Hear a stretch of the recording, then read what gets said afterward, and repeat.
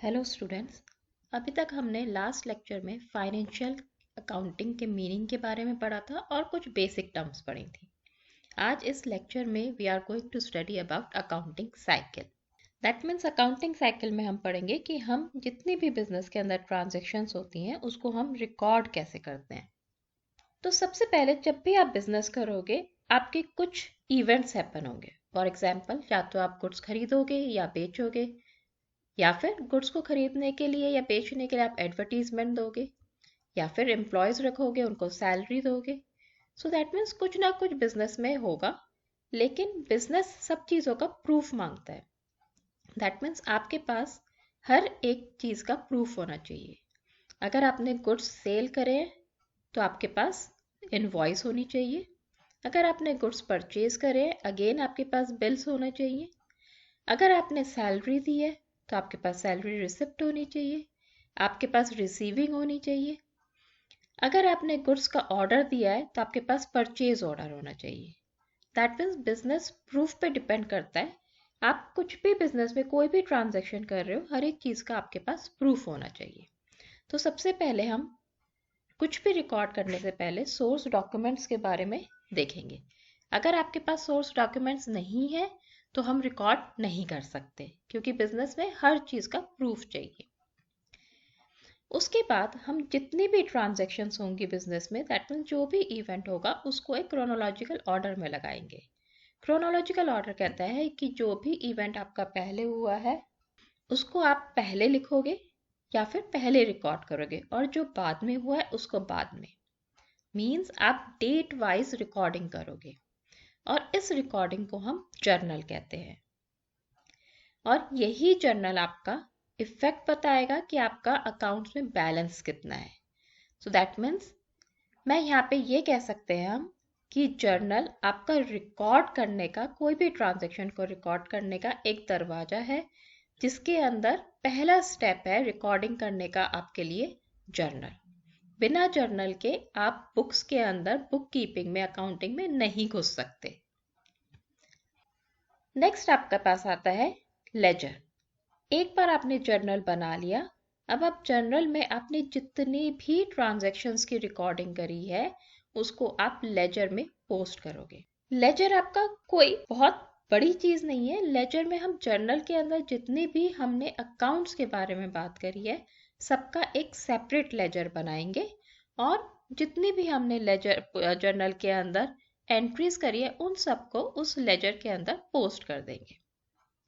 जितनी भी हमने अकाउंट्स के बारे में बात करी है सारी की सारी एंट्रीज को हम उसी पर्टिकुलर लेजर में बनाते हैं। फॉर एग्जाम्पल, अगर आपने जर्नल एंट्रीज के अंदर 10 टाइप्स के अकाउंट्स के बारे में बात करी है तो आपके लेजर में 10 डिफरेंट लेजर्स बनेंगे। कई बार एक ही लेजर के अंदर बहुत सारी एंट्रीज होती है। फॉर एग्जाम्पल, अगर आपका कैश का बिजनेस है तो आप एक कैश लेजर बनाओगे और जितनी भी कैश से रिलेटेड एंट्रीज हैं सबको उसी लेजर में रिकॉर्ड करोगे। या फिर बैंक का आप एक लेजर बनाओगे, जो भी ट्रांजैक्शन आपके बैंक के थ्रू हुई है उन सबको आप बैंक में रिकॉर्ड करोगे। या फिर अगर आप गुड्स खरीद रहे हो तो आप परचेज लेजर बनाओगे, और उसमें परचेज से रिलेटेड, गुड्स को अगर आप परचेज करते हो उससे रिलेटेड जितनी भी एंट्रीज हुई है आप सारी वो उसमें रिकॉर्ड करोगे। जब भी हम लेजर बनाते हैं तो वो हमारा डिपेंड करता है नेचर ऑफ ऑर्गेनाइजेशन के ऊपर। हम जब लेजर बनाते हैं तो उसमें जितनी भी ट्रांजैक्शंस होती है या तो कंटिन्यूस बेसिस पे होती है या फिर पीरियोडिकली होती है। Once ledger is done, next step is to prepare the trial balance. Trial balance हमारी एक लिस्टिंग है, जितने भी हमने लेजर का बनाए हैं उन सब अकाउंट्स की एक लिस्टिंग है with their balances. For example, अगर मैंने कैश लेजर बनाया, बैंक का लेजर बनाया था, परचेज लेजर, सेल्स लेजर बनाया, तो हम ट्रायल बैलेंस में इन चारों लेजर्स के बैलेंस के साथ इन्हें रिकॉर्ड करेंगे। ट्रायल बैलेंस हमें वेरीफाई करने में हेल्प करता है। दैट मीन्स ट्रायल बैलेंस हमें बताता है कि हमने जो लेजर पोस्टिंग और जर्नल एंट्रीज करी हैं वो सही करी हैं या नहीं।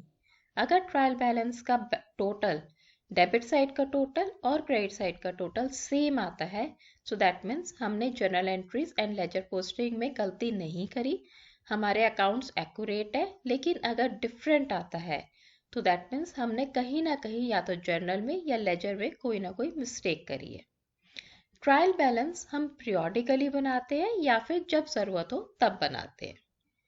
Once trial balance is done, the final step is to prepare the financial statement. Trial balance हमें फाइनेंशियल स्टेटमेंट बनाने में हेल्प करता है। फाइनेंशियल स्टेटमेंट हम ईच क्वार्टर के बाद बनाते हैं, या फिर हम फाइनेंशियल स्टेटमेंट्स को मंथली भी बना सकते हैं या फिर एनुअली या सेमी एनुअली भी बना सकते हैं। कंपनीज कई बार फाइनेंशियल स्टेटमेंट यूजर की जरूरत के हिसाब से भी बनाती हैं।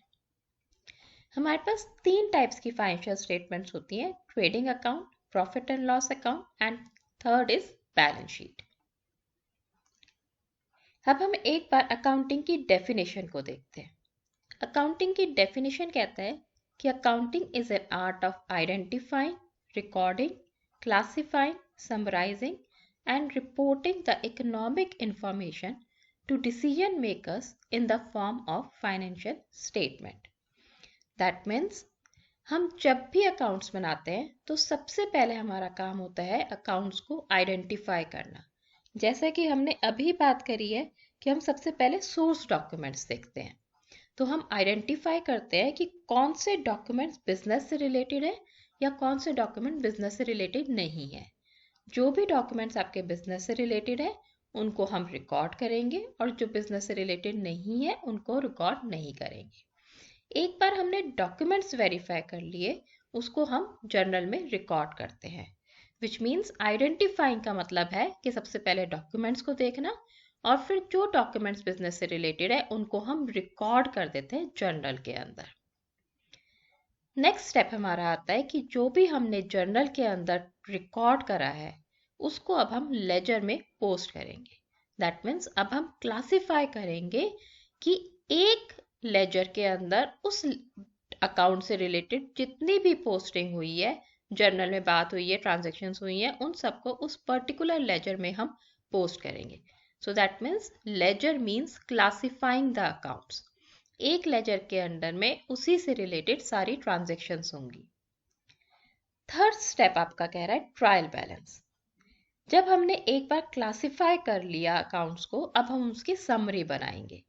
फॉर एग्जाम्पल, अगर आपने कैश का लेजर बनाया है तो कैश के लेजर में कैश या तो आपके पास आया है या आपके पास से गया है, तो आप पीरियड के एंड में एक समरी बनाओगे कि आपके पास कितना कैश का बैलेंस बचा है। सो दैट मीन्स समरी को हम बोलते हैं trial balance. Once summary is prepared, उस समरी की हेल्प से हम फाइनेंशियल स्टेटमेंट बनाएंगे। दैट मीन्स उस समरी की हेल्प से हम रिपोर्ट्स बनाएंगे और रिपोर्ट को हम बोलते हैं फाइनेंशियल स्टेटमेंट। लेकिन आपको यहाँ पे ध्यान रखना है कि जो भी आप रिपोर्टिंग करोगे वो सिर्फ बिजनेस इंफॉर्मेशन के बारे में बात करोगे। तभी आप देखो ऊपर लिखा है reporting economic information. That means हम सिर्फ उन्हीं इंफॉर्मेशन की रिपोर्ट बनाएंगे जो बिजनेस से रिलेटेड है, और जो भी हमारी फाइनेंशियल स्टेटमेंट होगी हम उसको डिसीजन मेकर्स को दे देंगे। That means reporting means making your financial statement which is to be distributed to the decision makers, and the reporting is in the form of trading account, profit and loss account and balance sheet. जब आप एक बार decision makers को reports दे दोगे तो उस reports की हेल्प से डिसीजन मेकर अपने डिसीजंस लेंगे for the company. So let's revise it. So first of all, transactions will happen. With the help of transaction, we will make journal. Now with the help of journal, we are going to make ledger. With the help of ledger, we are going to make trial balance.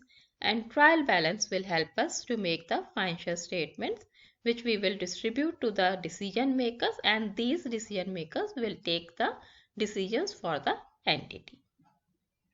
Hope you have understood the accounting cycle. With this, we come to an end of today's lecture. Thank you.